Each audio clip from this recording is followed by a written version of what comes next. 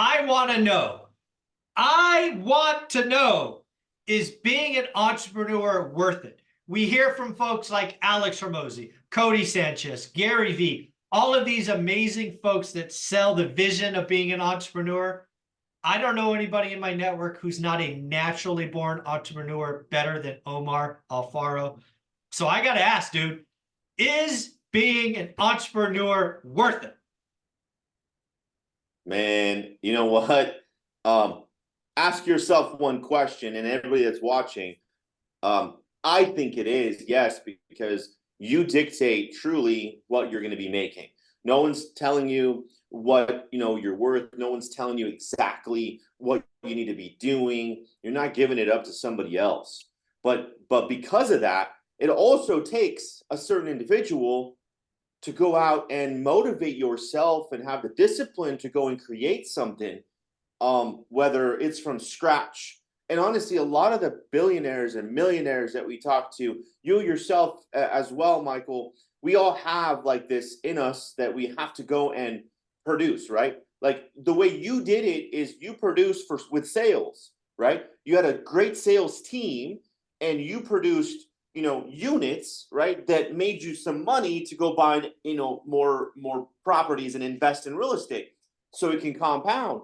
But the people that are starting a business from scratch, like, hey, I'm going to go create the next thing, and we got to go sell it. But we got to go create it first, build it, and then sell it, right? Same with course sales, same with everything else, same with a brick and mortar type of business. So there's a certain individual and there's a certain chemistry or chemical, I'm not going to say imbalance, but it might be a chemical chingadera in your brain that says, hey, I'm going to go do this and I'm going to go create something and no one else is going to tell me otherwise. You got to be a little nutty too, I think. Yeah, I know. I think, fighting a sneeze, I think being an entrepreneur is amazing if you're right, but it's not for everybody. It's just not for everybody. No, not at all. No. Sorry. There it is. There Bless it is. you. I muted. So one of the things I heard Ed Milet talk about the other day, and I think Ed Milet sells up being an entrepreneur. Like it's the way to go, own your future, all of that. It's all good, right? One more rep, all of that. But I heard him say the other day a quote that only about 8% of people are wired to kind of be entrepreneurs. And oh, by the way, only like 1% of those will ever make $1 million. 1%. So like yeah. So like if you do the math on that, 8% of 100 and then 1% of 8, that's like 1 in 1,000. And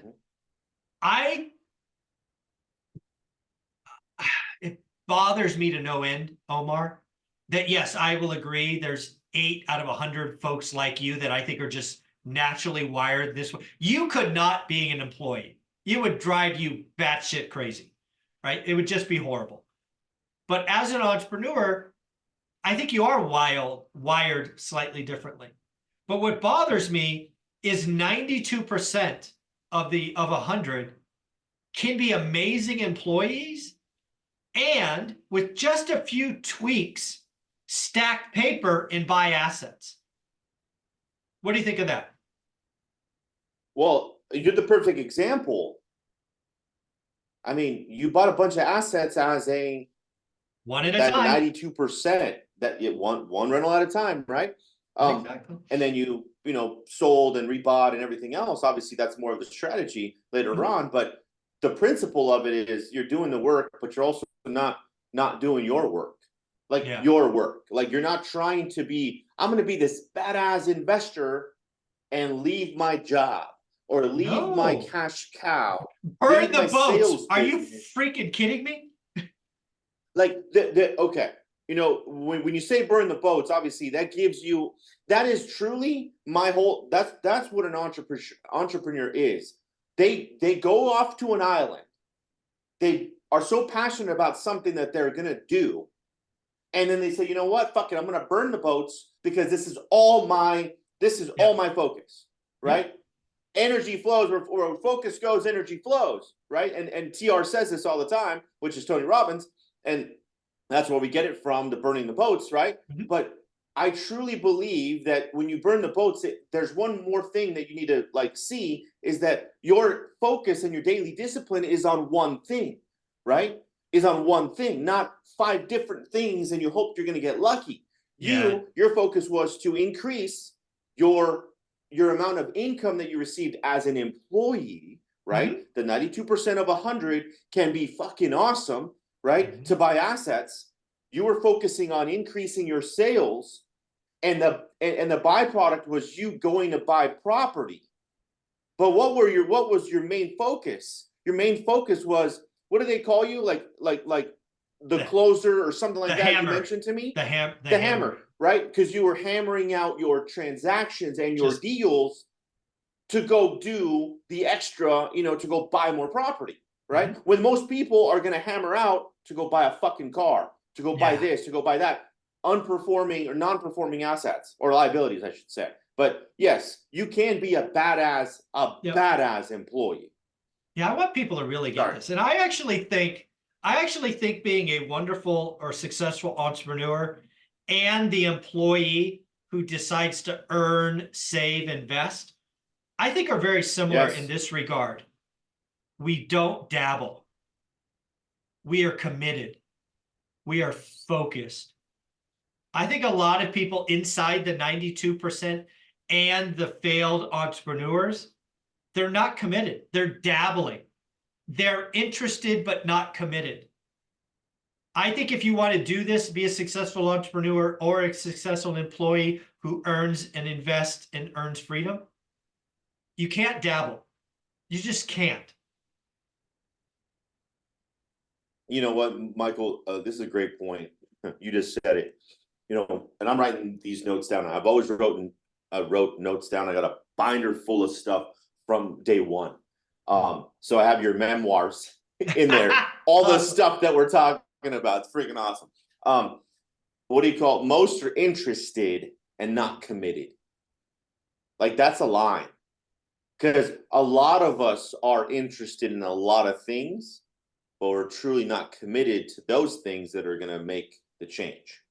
Yeah, that is such an important line to And me. I actually had my team create a t-shirt. There's actually a t-shirt you get on one rental at a time that says something like that. Are you interested or committed? And it's got a checkbox. Which one are you? So it is out there, folks. If you want to take that line and go buy a shirt, it is hey, there that's for you. cool because I literally just wrote that down. I'm like, this is dope. I'm doing it. All right. Yeah. Most are interested, not committed. So So let's yeah, go as back. entrepreneurs, Yeah, good, good. let's go about it because again, I think the YouTube, Instagram sells the sexiness of being an entrepreneur. I think you are wildly successful, but let's not get it twisted. You have bad days. You got to deal with a lot of crap. Let's just highlight some of the shit that goes wrong because the buck stops with you. You are forced to deal with. Let's not all sexy and rainbows. There are some pretty bad days. So let's just highlight a couple of bad things. Because again, I think a lot of employees like me, if all we're fed is rainbows and unicorns, we might we Oh, might go to the island. It's just not right for me. no, and to touch on that, Michael, about the negativity of being an entrepreneur, like it stops with you. Like you don't know how many times you rob Peter to pay Paul to keep the business going and the payroll and the marketing, because if you don't have no marketing, you have no leads. If you have no leads, you have no blood flow. If you have no blood flow, you die slowly, right? Because you still have some blood in your body, Yeah. but you always need it. What's right here? You need it pumping all the damn time. Otherwise, we're dead. Yeah. If we don't got enough blood flow and circulation, that's the same thing. If you don't have enough marketing to create more leads, and sometimes you need to borrow money to keep things going because you're focusing and you have like this big freaking deal that's going to close in 3 months or 2 months, and you're just trying to get to that finish line because you know it's coming, then you're going to get replenished all of a sudden, and that's the dialysis that I talk about, right? Yeah. That's Yeah. Yeah. the new infusion of blood, oxygen, right, for us to keep going. And no bullshit, like whenever you get hit, I got hit with 100K, $30,000 losses. And what does that do? That takes blood away from you, and it takes your sales out too. Yeah, it's just that, I mean, there could be lots of things. Employee headaches, people quit on you, people steal from you. You have to pay for work twice. It's And just, let me tell you this right now, Michael, real quick. And just because you just said the employee part of it, I just hired an executive assistant 3 months ago. It's going on 4 months, right? Phenomenal. Came out the gate strong, paid him great money, and then next thing he tells me that, he is going to take a government job. ah, And I'm like, oh, really? Okay. And mind you, I haven't paid somebody $60,000 or $50,000 a year just to be an assistant, right? right. And that's real money, guys. That's real money. So Yeah. at that point, it's like, oh my God, all this stuff. And you start thinking about it. You're like, okay, no, you know what? Hey, I want you to better yourself. I'm good, 100%. Like, here you go, supportive, right? Gave me a 30-day notice. I found someone 2 days before his last day. He stayed to train, which is great. New executive assistant named Sal. He's in training now. Great. Picked it up. He has a BA. It's awesome, right? But that pain of all that time to now, and then I got to do it all over again. But what's cool is because I didn't burn the bridge or the relationship. I was supportive. Guess what? Now he wants to come in on his off time to train him. Oh, So even better. So regardless, because there's two reactions, isn't there? Damn, you screwed me over, or hell yeah, I'm proud of you. That's cool. Go handle your stuff. No problem. We'll get through it. So just yeah. something I wanted to add. No, I love that. And again, being an entrepreneur, a lot of what happens in your world, I think you're right. I think it's how you handle it. How does your brain process it? Because in today's Right. day and age, and maybe it's always the case, it's easy to go negative. It's easy to go, you screwed Oh, me, you yes. wasted my time, forget your 30-day notice, get out of here, you're dead to me, versus, oh, love and affection. And and this is really important because real estate, your chosen entrepreneurship area, is a relationship business. Because you treated him well, not only is he going to come in and octane and train, but you know what? Someday he'll buy a home. He'll probably come to you. Someday he might find somebody that needs to sell. He'll come to you, right? By maintaining these relationships and thinking long term, it only helps. Going negative makes you feel good in the moment, but could damage Right. years of relationships. 100%. You said it. It's a relationship business, Michael. Our business is a relationship business. Your business is a relationship business as well. All the relationships you created since you started one rental at a time, since you started the YouTube, since you started talking about your journey. And you have all of us now as relationships, and now we get to be speaking on your stage. Cool. Yeah. Yeah. And what's really cool about the stage is everybody's coming out on their own dime, right? They're taking time out of their life from their families. Many of them are flying, some are driving, all to be a part of the event, all to be part of the celebration. So again, it's totally a people business. The other thing I want to talk about entrepreneurs that I think would be remiss is the money. I think a Right. lot of people get excited about the 7-figure, 8-figure, 9-figure businesses. But let's be honest. How long did it take for you to make a comfortable amount of money? Because again, what people don't realize as the entrepreneur, you're the last to get paid. You're the last. 100%. 100%. And who can do that? Like, everyone else gets paid, and we just either break even or pay out of our pocket to like do it again. Kick me in the butt again. Kick me in the butt again. Yes. No, and it's not kicking you in the butt. It's kicking you in your where. Exactly. Because it's hurts. tough. It really is. It hurts. But how long did it? How long did it take? Though, 4 or 5 years. I mean, when did you finally like? Oh, I could breathe, because you were always just feeding the machine. Like the first couple of years, it had to feel like you were going nowhere. Michael, the first 7 years felt like I was going nowhere. And honestly, the first 7 years, I mean, think about it. I got licensed in 2002, right? 2009, that's 7 years later. What happened in 2009, right? We had a 2007 increase, 2008, the very peak, 2009, fucking crashed, right? 2010, couldn't give properties away. I felt a little bit more relief after the crash. Yeah. Because I'm like, okay, I could build something here because we're at the damn bottom. Yeah. They can't go much lower. Yeah. Yeah. No. So This let me is, just deal yeah. with it. Yeah. Yeah. This is important. This might be the most important part of the conversation. You are naturally wired as an entrepreneur, in my opinion. It took you 7 years to get to a point where you felt like you're like not just spinning your wheels. And I want employees to hear me now. Dion, so part of the Three Amigos, he got financially free in 8 years as an employee. I will tell you this much. Being an entrepreneur like Omar, tons of more upside.